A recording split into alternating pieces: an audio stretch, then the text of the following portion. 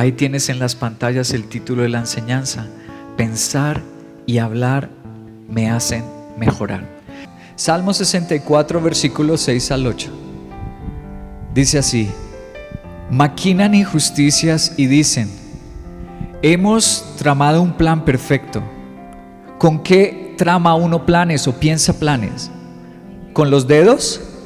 ¿Con el cabello? ¿Con qué? Por supuesto, el Salmo 64 nos está hablando de esta función y esta virtud que Dios nos regaló. Tenemos mente porque Dios tiene mente y fuimos hechos a imagen y semejanza suya. Este Salmo está hablando de la mente. Dice que hay seres humanos que usan la mente para pensar ¿qué? Injusticias. Hemos tramado un plan perfecto. Cuán incomprensibles son la mente y los pensamientos humanos. Verso 7. Pero Dios les disipará sus flechas y sin aviso caerán heridos. Su propia lengua será su ruina y quien los vea se burlará de ellos. Este salmo nos está mostrando que hay relación entre la mente y las palabras. Dios está relacionando a través de este salmo.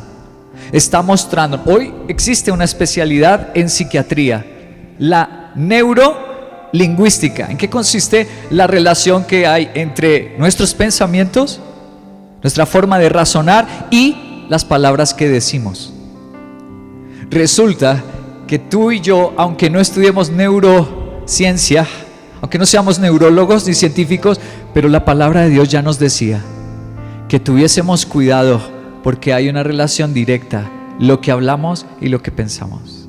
Ahora vamos a los proverbios. En el capítulo 15, verso 1 y 2 dice: la respuesta amable calma el enojo, pero la respuesta agresiva echa leña al fuego.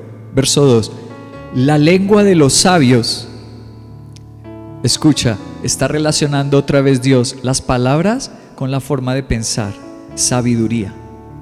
La lengua de los sabios destila conocimiento, pero la boca de los necios, el que piensa obstinadamente, el que es terco, el que piensa mal, dice que su lengua escupe necedad. Dios está diciendo que el que habla mal tiene un problema mental, que el que dice palabras negativas, displicentes, que hieren, tiene un problema aquí en su mente. Luego el versículo 4 de Proverbios 15 dice: la lengua brinda consuelo, es árbol de vida, pero en cambio la lengua insidiosa, ¿qué hace? Produce depresión, entristece el hogar y las personas que te rodean. Dice nuestro Dios que hay una estrecha relación entre lo que decimos y lo que pensamos. Entonces la mente va a ser responsable de que una persona o una familia mejore y vaya cada día mejor hacia arriba, o que una familia desmejore y cada día su relación se deteriore, o con los hijos, o en el lugar donde estudias, tu universidad, tu lugar donde trabajas, tu empresa, tu negocio. ¿Puede mejorar? Por supuesto que sí. ¿De qué depende? Dios dice: de cómo hables, qué palabras estás sembrando. Pero yo no puedo sembrar buenas palabras si mi mente está desconectada de Dios, porque Dios es la fuente de toda bondad, de toda belleza y del amor eterno. Voy a concientizar este último estudio con dos eventos científicos e históricos. Uno es del ámbito psicológico y social, de la sociología y la psicología. El otro es de la física y la matemática. Uno ocurrió en los Estados Unidos y el otro ocurrió en Austria. Y los dos nos muestran la relevancia que tiene este tema: la mente y las palabras. Voy a ir primero a los Estados Unidos. ¿Qué pasaría si un mono bebé era educado tal cual como un humano? Esto por una familia que lo besara de la misma forma que un bebé humano, lo vistiera igual, lo llevara en cochecito e incluso le enseñaran a comer y a comportarse como una persona. Para él, hacer esta prueba iba a ser algo revolucionario. ¿Pero qué familia estaría dispuesto a hacerlo? Bueno, nada mejor que él y su esposa para realizar el experimento.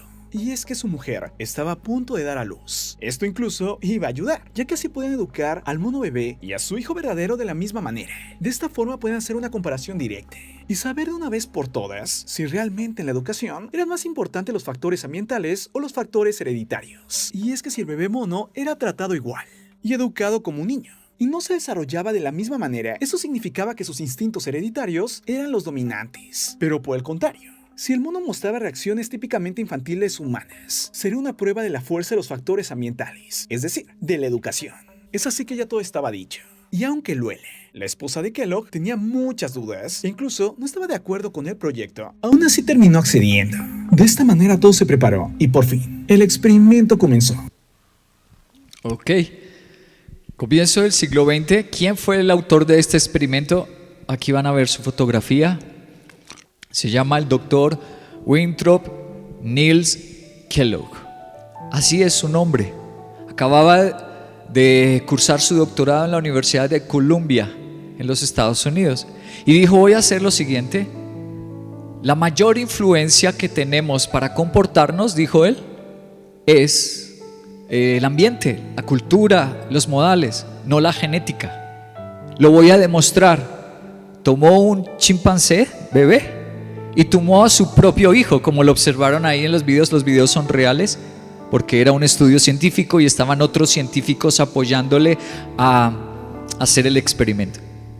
¿Qué pasó? Casi al cabo de un año, su hijo solo había pronunciado 3 palabras.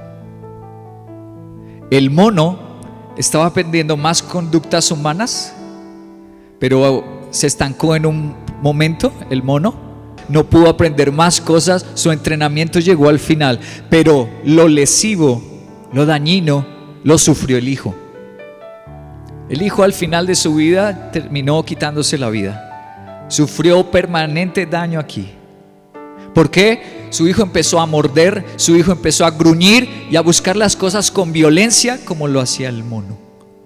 Y tan solo aprendió 3 palabras en ese tiempo que duró casi un año el experimento. Gracias a Dios, estos científicos lo observaron y dijeron, vamos a causar un daño irreversible en la criatura. Tenemos que suspender esto ya. Nosotros no somos científicos y no tenemos acceso a todo ese conocimiento que ellos, pero tenemos la Biblia.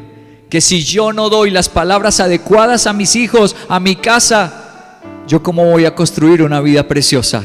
El lenguaje es demasiado importante. Cuando la ciencia respeta la Biblia, los principios de nuestro Creador, la ciencia es una belleza y nos trae unos beneficios increíbles. Pero cuando la ciencia se opone a la palabra de Dios y va contra sus principios, generamos un daño irreversible, un daño terrible. Este es un ejemplo. El científico doctorado en Columbia y se pone a hacer algo que la Biblia dijo que no. ¿Cómo puedo enriquecer la mente de mis hijos y hacerlos héroes de la fe? Hablándoles, enseñándoles. Y él dijo, no, que el mono le enseñe. ¡Qué desastre! Porque eso no lo delegó Dios a los padres, eso lo delegó Dios a la iglesia. Y si nosotros sembramos las palabras correctas, nuestros hijos no serán monos, serán héroes de la fe. Les dije que iba a mostrarle 2 hechos científicos, históricos. El primero ya se los enseñé, el segundo les dije que era de dónde. Austriaco. Boltzmann empezó a trabajar con probabilidades y no con las certezas que hasta ese momento creíamos que explicaban el funcionamiento del universo. Y poniendo los cimientos de la mecánica estadística, Boltzmann explicó el comportamiento termodinámico de la materia, pero este enfoque estadístico de la termodinámica no gustaba a los científicos contemporáneos, que se negaban a aceptar que una ley fundamental de la naturaleza no fuera determinista. Muchos físicos de la época menospreciaron y ridiculizaron el trabajo de Boltzmann, quien ante esta frustración cayó en una depresión que lo llevaría a suicidarse en Trieste en el año 1906. Y aunque pocos años después de su muerte llegaron las pruebas de que su teoría era cierta, Boltzmann jamás llegó a saber que su concepción de la entropía siempre el modo como vemos el universo. Quiero mostrarles a Boltzmann en Viena. Él es un científico reconocido en Austria. Hay hasta un museo dedicado a él en Viena, allí en Austria. Es tan importante con su ley. Él fue el que escribió la segunda ley de la termodinámica. O sea que por él es que Albert Einstein logró lo de la relatividad. Por él los científicos lograron crear cohetes y naves para salir de la atmósfera y llegar al espacio. Por él, la segunda ley de la termodinámica. Ludwig Boltzmann es un hombre asombroso. Pero como escucharon, año 1906, lo criticaban mucho porque todavía no se tenían todas las ecuaciones arregladas. Mucha de su teoría fue con la observación y con la estadística. ¿Y qué pasó? Como no tenía en su mente a Dios, estamos hablando de un hombre exageradamente inteligente, no cualquier mono, no un simio. Pero escúchame, si solo tengo en mi mente conocimiento de esta tierra y no tengo a Dios, ¿qué le pasó a Boltzmann en el año 1906? Se fue a un viaje de vacaciones con su familia, se fue con sus 2 hijas y su esposa. En un momento lo encontraron en el baño ahorcado. Se quitó la vida porque no pudo con la presión de que no le daban el respaldo, de que se burlaban de él los otros científicos. Así que, ¿necesitamos a Dios en la mente o no lo necesitamos? Mira, ¿las palabras son importantes o no son importantes? Acabaron con este científico las palabras de crítica y de bullying. Si nosotros no tenemos nuestras fortalezas y nuestras columnas bien puestas sobre la fe y lo que Dios ordenó en nuestra mente y nuestras palabras, aunque seamos muy inteligentes y logremos muchas cosas en esta tierra, se nos puede derrumbar la felicidad. 2 hechos demasiado importantes y reales. Uno Austria, otro los Estados Unidos. Uno a nivel psiquiátrico, el otro a nivel de la física, la cuántica, la matemática. Determinados por la forma de pensar y la forma de hablar. Las palabras nos levantan, como dice Proverbios 15, levantan una familia, levantan el ánimo, o las palabras nos destruyen, nos deprimen, nos angustian. Y el único que puede transformar la mente, como se están dando cuenta, no es la Universidad de Columbia ni los doctorados, no es la Universidad de Viena y hacer muchas especializaciones. Eso no es lo que transforma nuestra mente. Eso solo nos da conocimiento. Solo Él transforma la mente, solo Él tiene ese poder para cambiarnos. Vamos ahora al Nuevo Testamento, Mateo capítulo 22, versículos 37 y 38. Dice así, son palabras de Cristo nuestro Señor. Dijo, ama al Señor tu Dios con todo tu corazón, con todo tu ser y con toda tu. Dele con este tema. Ahora lo pone como el mandamiento más importante. Que mi mente se debe convertir, no como los fariseos, solamente el cuerpo y las tradiciones, sino dice la mente. Le respondió Jesús, este es el primero, y escuche lo que dijo, más importante mandamiento. Amar a Dios con mi mente, con mis fuerzas. Amar a Dios con todo lo que hago en esta vida. Increíble. Ahora vamos al siguiente evangelio, Marcos capítulo 12, verso 30. Ama al Señor tu Dios con todo tu corazón, con toda tu alma y con toda tu mente y todas tus fuerzas. Ahora Lucas, el siguiente evangelio, Lucas capítulo 10, verso 27.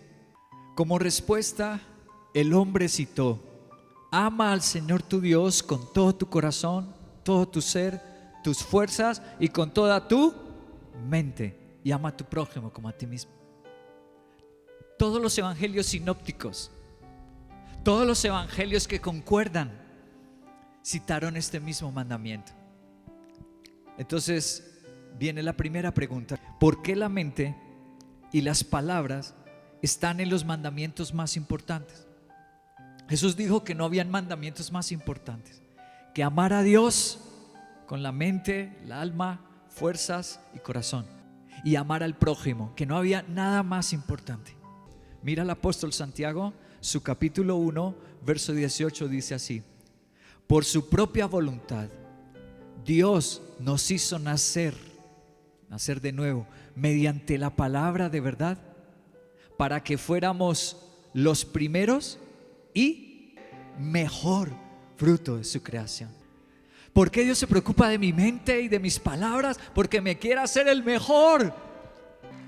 Que se acabe la mala herencia, la mala racha. En ti se va a acabar, se rompe la maldición y desde ti empieza una nueva historia de Dios, construyendo en tu familia, construyendo un nuevo capítulo, una nueva descendencia. ¿De qué? Los primeros y los mejores. Sea que seamos pastores, o sea que seas un deportista, o sea que seas un militar, la profesión que Dios te llame, lo que te dediques a hacer en la tierra, pero con Dios en tu mente, amándolo a Él y poniéndolo en el primer lugar, tú vas a sobresalir y a ser el mejor en el nombre de Jesús. Otra vez lo repite en Romanos capítulo 10, verso 9. Dice así: si confiesas con tu boca que Jesús es el Señor y crees en tu corazón, hago una pausa aquí. En la Septuaginta, la primera vez que tenemos la explicación de este término corazón, la palabra en el griego es cardia. De ahí tenemos en el español cardiólogo, cardiología, cardia. Pero si ustedes recuerdan, en el contexto hebreo, la explicación de esta palabra es donde se produce el proceso de pensar y la toma de decisiones. Dice: si confiesas con la boca que Jesús es el Señor y si crees en el corazón, es decir, la mente, donde nacen los pensamientos, el proceso de la toma de decisiones, la voluntad, cardia, que Dios lo levantó de entre los muertos, serás salvo. El proceso de la salvación, la transformación de nuestra vida es con la boca y con la mente. Vamos 3 capítulos atrás de Romanos, al 7. Romanos 7, 21 al 25 dice: así que descubro esta ley, que cuando quiero hacer el bien, me acompaña el mal. Porque en lo íntimo de mi ser me deleito en la ley de Dios, pero me doy cuenta que en los miembros de mi cuerpo hay otra ley, que es la ley del pecado. Y esta ley lucha contra la ley de mi mente y me tiene cautivo. Soy un pobre miserable. ¿Quién me librará de este cuerpo mortal? Gracias a Dios por medio de Cristo nuestro Señor. En conclusión, con la mente yo me someto a la ley de Dios, pero mi naturaleza pecaminosa está sujeta a la ley del pecado. Lo que nos está diciendo allí es que jamás lograremos tener una mente transformada sino solamente por Cristo. Eso esencialmente es lo que quiero que hoy observes, que mi mente solamente será renovada por medio de nuestro Señor Jesucristo, lo que está ahí sobresaltando en rojo. No hay otra forma en que yo pueda ser renovado. Pobrecito Boltzmann, Ludwig Boltzmann, si él hubiera tenido en su mente a Cristo, ¿se hubiera quitado la vida? De ninguna manera. Pero lo agobiaron esos pensamientos porque no tenía a Cristo aquí en sus pensamientos. Pobrecito Boltzmann. Casi echa a perder a su propio hijo, el otro científico, Kellogg, Winthrop Kellogg. ¿Por qué? Porque no tenía a Cristo en sus pensamientos y casi daña a su hijo. Bueno, lo estropeó en realidad. Romanos capítulo 12, versículo 2 dice así: no se amolden al mundo actual, sino sean transformados mediante la renovación de ¿qué? Yo seré una nueva persona, mi casa será transformada si mi mente cambia. De contiendas a un hogar de paz, de los celos enfermizos a tener confianza uno en otro y apoyarnos. ¿Cómo es que Dios nos cambia? Dice: el proceso es con la mente.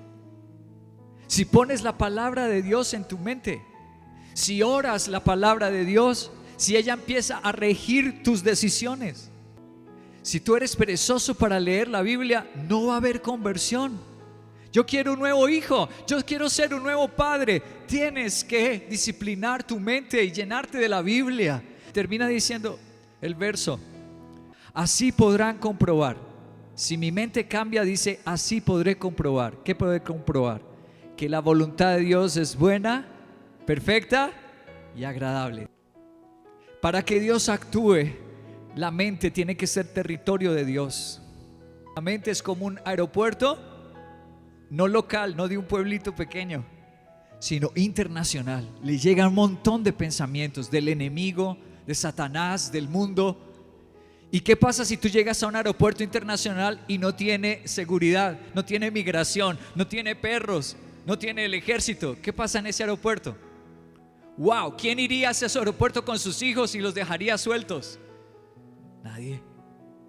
Pero si tú llegas a un aeropuerto donde te revisan rayos X, donde hay reconocimiento facial, donde hay perros y guardias, tú en ese aeropuerto, mira, relax, tomémonos un cafecito, porque es el lugar más seguro, ¿cierto?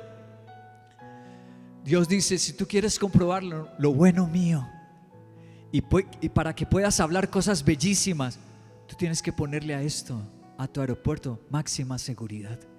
Tienes que ponerle la palabra de Dios y así no va a pasar cualquier cosa.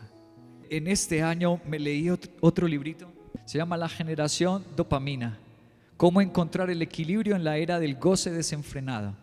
Doctora Annie Lemke, ahí la tienen. Qué mujer. Es una mujer extraordinaria, directora en la Universidad de Stanford de psiquiatría y adicciones. Y sobre todo lo que me impactó, casada con un hombre de Dios, es cristiana y sirve en la iglesia cristiana bautista allá en su ciudad. Les voy a leer un poquito algunas cosas hoy. Un grupo de trabajo designado por la Asociación de Escuelas y Programas para la Salud Pública de los Estados Unidos emitió un informe el 1 de noviembre del 2019 en el que concluía: la tremenda expansión de la oferta de opioides recetados de alta potencia y de acción prolongada ha conducido al significativo incremento de la dependencia de opioides recetados y a la transición de muchas personas de los opioides recetados a los ilegales, incluido fentanilo y sus análogos. Un experimento a gran escala que puso a prueba esta realidad. En las primeras décadas del siglo pasado hubo un experimento llamado la Ley Seca en los Estados Unidos, que prohibía de forma constitucional, fue una ley de todos los Estados Unidos, a nivel nacional, la producción, importación, transporte y venta de bebidas alcohólicas en los Estados Unidos. Estuvo vigente desde 1920 hasta 1933. La prohibición condujo a una importante disminución en el número de estadounidenses que consumían y se volvían adictos al alcohol. Las tasas de embriaguez pública y de enfermedad hepática asociadas al alcohol disminuyeron a la mitad en este periodo, a pesar de la ausencia de las nuevas medicinas que tenemos hoy en día. Los efectos positivos de esta ley de la prohibición del consumo del alcohol persistieron durante la década de 1950. Durante los siguientes 30 años, a medida que el alcohol volvió a estar disponible, el consumo también aumentó. En la década de 1990, el porcentaje de estadounidenses que bebían licor aumentó el 50%. Está poniendo un ejemplo frente a un principio científico. ¿Qué? Que mientras tú tengas disponibilidad de algo, tú aumentas el consumo de ese algo. Lo estás leyendo, ¿cierto? Esto es ciencia. Directora de Stanford, de la Universidad de Stanford, en psiquiatría y la ciencia de las adicciones. Y está diciendo lo siguiente: tú quieres pensar distinto, tienes que tener a disposición cosas distintas. Yo quiero un hogar diferente, tienes que poner cosas distintas. Más películas cristianas para divertirnos, más ir a discipulado. Lo que tú tengas a disponibilidad es lo que consumes. Cuando dejas el discipulado, dejas la iglesia, dejas el servicio, no es que ya no consumas nada. Por el contrario, empiezas a consumir lo del mundo. Y de acuerdo a lo que tú consumas, de eso se llena tu mente. Así vas a hablar y así vas a vivir. Salmo 116, verso 10 y verso 13, pero lo voy a leer en esta versión. Reina Valera 1960. Creí, por tanto, hablé. Otra vez, ¿con qué creemos? Con la mente. Para yo poder hablar, dice que vino este ejercicio de la fe primero. Creí. estaba afligido en gran manera. Tomaré la copa de la salvación e invocaré el nombre de Jehová. ¿Cómo estaba este salmista? Afligido. Está en rojo. ¿Cuál era la condición? Todos pasamos momentos malos en la vida, momentos de aflicción. Cristo nuestro Señor los pasó en la cruz. Todos pasamos momentos de aflicción, pero como él creyó en Dios y habló las palabras de Dios, ¿cómo terminó?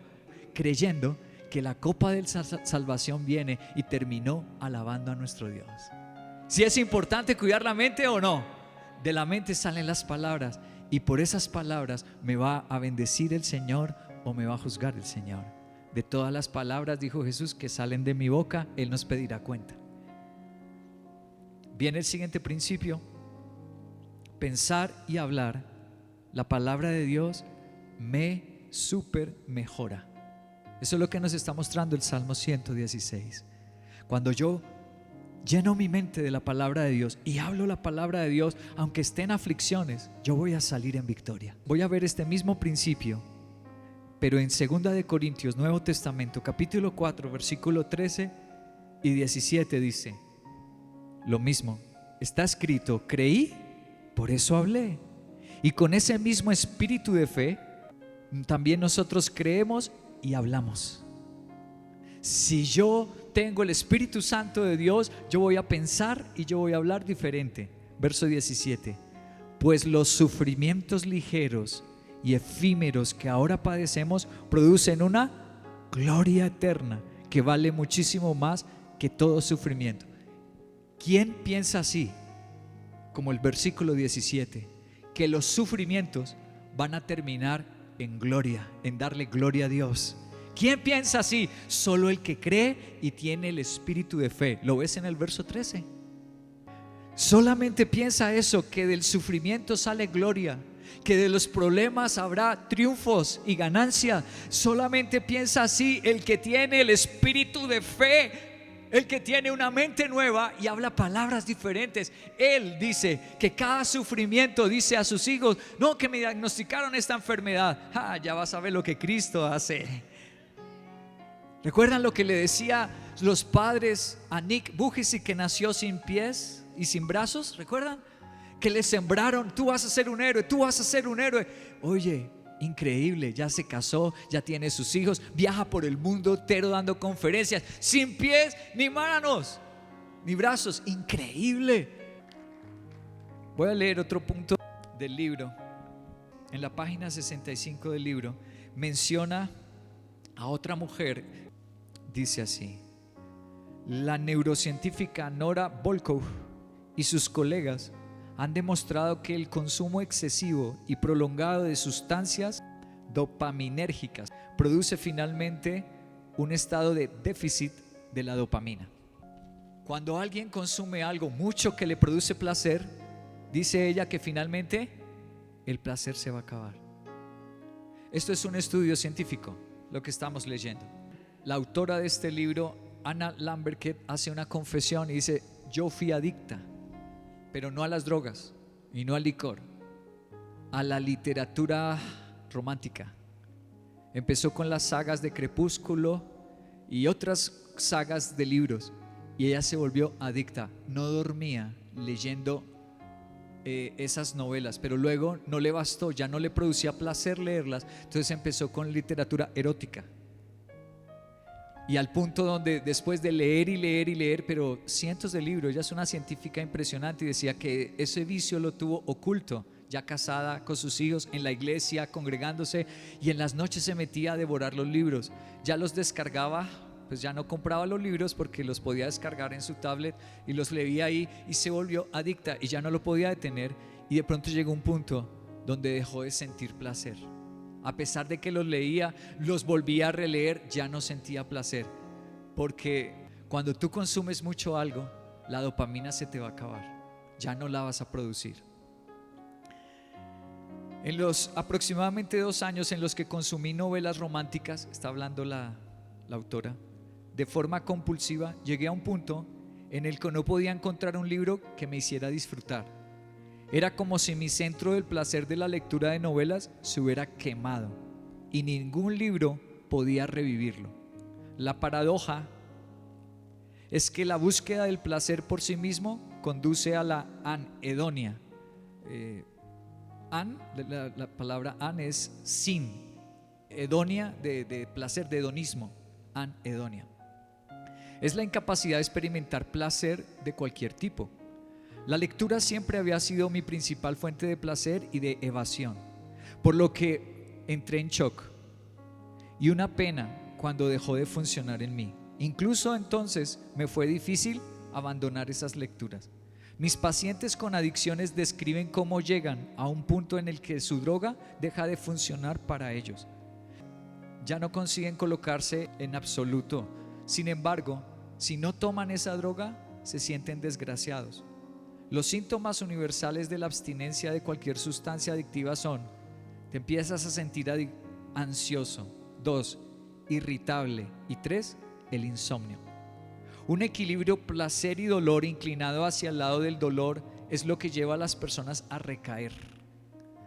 Incluso después de periodos prolongados de abstinencia, cuando la balanza se incline hacia el lado del dolor, anhelamos nuestra droga para sentirnos normales. El neurocientífico George Kopp, esta es una revista, la Discovery Today Drug, como lo último en medicamentos en los Estados Unidos que se va descubriendo, se publica ahí en esa revista. Este científico se llama George Kopp, llama a este fenómeno recaída impulsada por la disforia, en la que el retorno al consumo no está impulsado por la búsqueda de placer, sino porque el deseo de aliviar el sufrimiento físico y psicológico causado por la abstinencia prolongada lo necesita. Y aquí están las buenas noticias. Si esperamos lo suficiente, nuestro cerebro se readapta a la ausencia de la droga y restablecemos nuestra homeostasis de base. Una vez que nuestro equilibrio está nivelado, nuevamente podemos disfrutar de recompensas sencillas como caminar, ver salir el sol o simplemente divertirnos con una comida con la familia. ¡Wow! Por esto se los traje. La ciencia ratificando lo que dice la palabra de Dios. Si tú estás en un problema de depresión, de dependencia a las redes, a las plataformas, a los videojuegos, a las películas, las buenas noticias, los científicos dicen que sí es posible que nuestro cerebro pueda volver a regularse. No es fácil, pero los que tenemos a Cristo, todo lo podemos en Cristo que nos fortalece. Aquí viene el último principio. Solo Cristo puede grabar en la mente y en la boca la palabra de Dios. Hebreos en su capítulo 10, versículo 16 al 17. Este es el pacto que haré con ellos después de aquel tiempo, dice el Señor. Pondré. ¿Quién los pone? El Señor. Dice, pondré mis leyes en su corazón y las escribiré ¿dónde? Wow, en su mente. Después añade, y nunca más me acordaré de sus pecados y maldades. Así que, hermanos, mediante la sangre de Jesús tenemos plena libertad para entrar en el lugar santísimo. La Biblia dice que solo el Señor puede grabar en nuestra mente la palabra de Dios. La Biblia dice que a través de la sangre de Jesús nosotros podemos ser liberados y podemos ser limpiados en nuestra mente. Es lo que estamos leyendo aquí en Hebreos. Este es el último principio con el que quiero terminar. La misma ciencia, maravilloso, que la ciencia lo ratifica. Cristo sí puede cambiar la mente de un ser humano, pero es que se dañó, se volvió adicto. Mira el problema de violencia que él tiene. No te conformes. La Biblia dice, no se conformen a este mundo, no te resignes, porque estando en la iglesia, recuerda Santiago 1:18, nos hace los primeros y los mejores. Vamos a mejorar, es cuestión en la mente y las palabras. Mi hijo no va a cambiar, mi esposa no va a cambiar. Si es posible, no te resignes. Estoy trayéndote la ciencia, estoy trayéndote ejemplo y sobre todo el poder de la palabra de Dios. No te resignes. Quiero que miren lo que sucedió, lo recuerden en Tonga, un país muy pequeño en el Pacífico.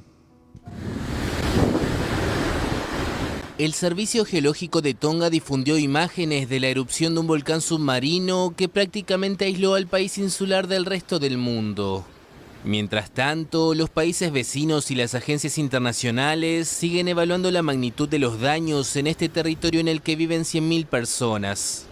Nueva Zelanda y Australia enviaron el lunes aviones de reconocimiento para evaluar los daños y pusieron a disposición aeronaves de transporte militar para lanzar suministros o aterrizar si las pistas se consideran operativas. Se sabe que la explosión volcánica del sábado dañó gravemente la capital cubierta de ceniza y cortó un cable de comunicaciones submarino, cuyo restablecimiento podría llevar 2 semanas. La erupción de 2 días atrás provocó un tsunami en todo el Pacífico, que dejó 2 muertes en Perú por el oleaje.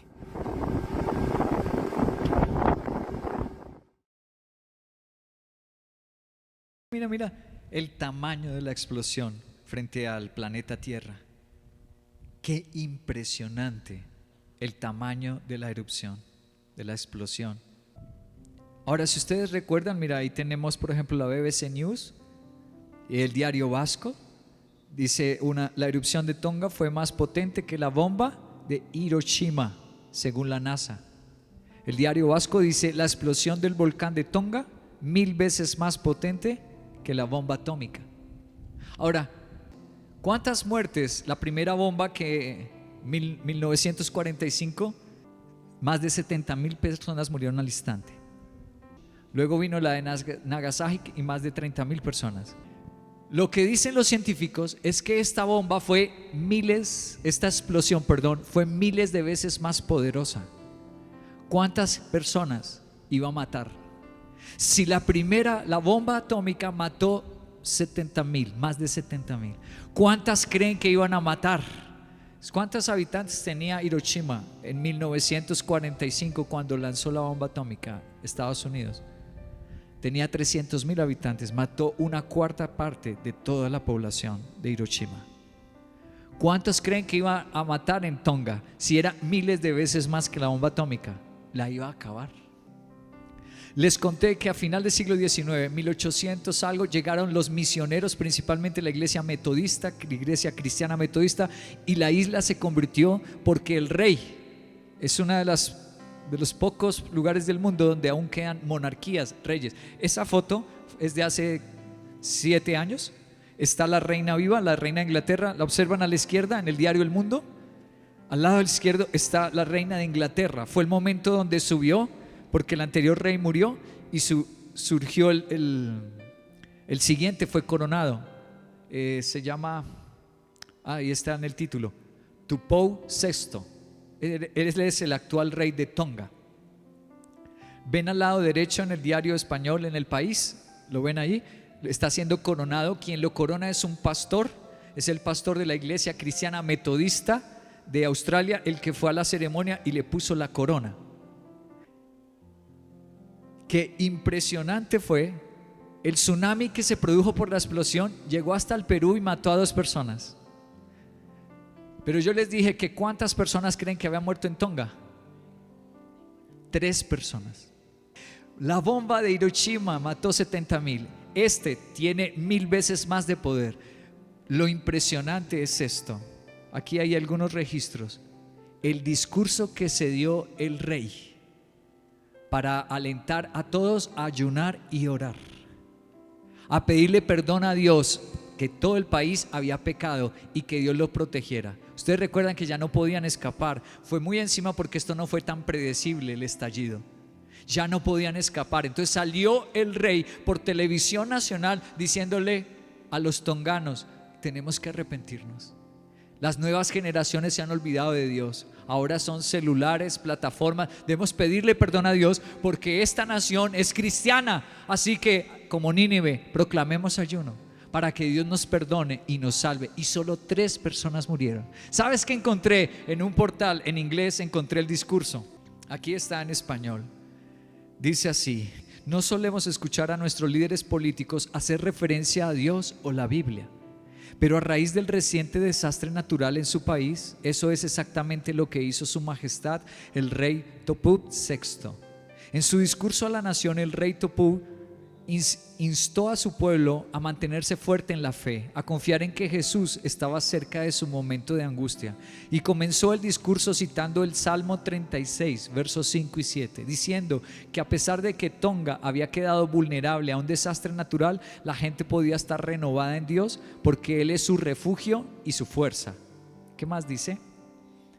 Para concluir su discurso, el rey animó a todos con las palabras de un himno de la iglesia wesleyana libre de Tonga. Es una iglesia cristiana de John Wesley, que dice así: la gloria de coronación de nuestro Señor. Él es Señor del cielo desde el principio. Cuando su gente está en problemas, Él es un consolador para todos ellos. Que el buen Dios te guarde. No tengas ninguna duda, se acerca el momento de tu puesta del sol, pero mientras caminas por el valle, está más cerca que nunca. Esto me sorprendió y dije, en realidad es nuestro tema, la mente y las palabras. ¿Qué puso este rey en su mente? ¿Y qué palabras pronunció que contagió a toda su nación? Puso la palabra de Dios. Dijo, vamos a arrepentirnos. Salió por la televisión nacional y lo registraron medios de otros países. Salió instando a la gente a volverse a Cristo. Y Dios desde el cielo los escuchó. Y protegió, puso su mano y dijo, tú eres más poderosa que la bomba atómica, pero mi mano se va a poner ahí. Y no permitió sino 3 muertes nuestro Dios. Hoy necesitamos, al final de este año, final de esta serie, decirle, Señor, convierte mi mente.